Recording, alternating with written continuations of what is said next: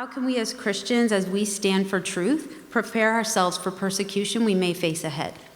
Really good question, and that echoes many of the questions that have come in online tonight. And I'm going to go to you first, Pastor Gary. I think inherent in the question, and it's a great question, is the admission that we haven't really experienced persecution. We've had it comfortable for too long in America, and I'm grateful for comfort. But a Christian who's in China or a Christian who's in Saudi Arabia, they already know what persecution is, and other parts of the world, Pakistan and different places. So, we have just not experienced persecution like most in the church, most in Christianity are experiencing in other parts of the world. We've just had it too good for too long. And it's time now that our faith is going to be challenged in a way that it's either going to be real or it's not. When I look at the early church, persecution is nothing new, right? I mean, Nero in the first century was lighting Christians, dipping them in tar, lighting them on fire as human torches in his backyard. So there have been tens of thousands of Christians who have been martyred, lost their lives for the sake of the gospel.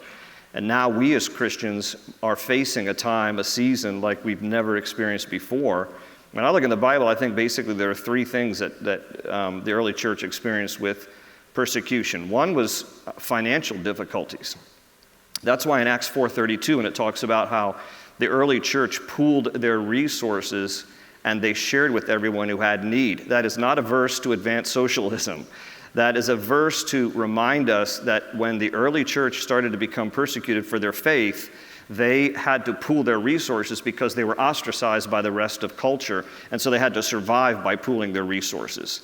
The other thing that they endured was imprisonment, and then the last thing, of course, the worst thing is death. And so I would just encourage us, financially, we might get hit in a similar way the early church did. I would encourage you, get your financial house in order if it isn't already.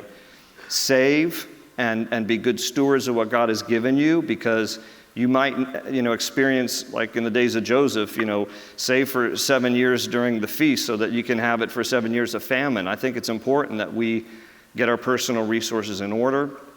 And I think it's always important that we recognize, look, imprisonment, death, it's unimaginable. Right now we have great liberties we enjoy in America, but how many of us would think to ourselves, there are things that are happening in our country now we could not even have imagined 10 years ago.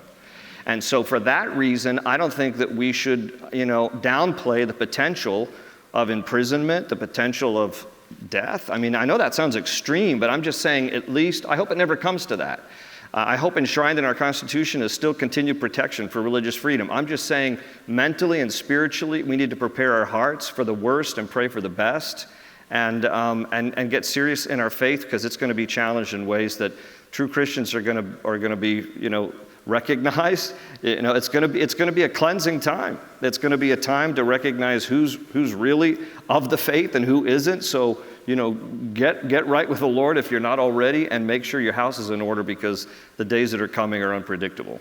But as I have found, as I serve on the U.S. Commission on International Religious Freedom and travel to some of the worst places in the world, what I have found among those believers that are in those circumstances, that in those environments which do not respect that fundamental right, God-given right of religious freedom, there are so many other problems in that society. When we lose religious freedom, you lose economic freedom, you lose all your freedoms. It's the hinge on which all of our freedoms turn. And so there becomes all these problems in society. But guess what? The people of faith that are walking with God are the ones that have the confidence, and others are attracted to them. So even though this can be a difficult time, it can be one of the best times for the church in terms of doing our work of evangelism, because people are going to be looking for the answers to life. And if you and I are walking in fellowship with God, we can talk about the hope that is within us and why these circumstances don't throw us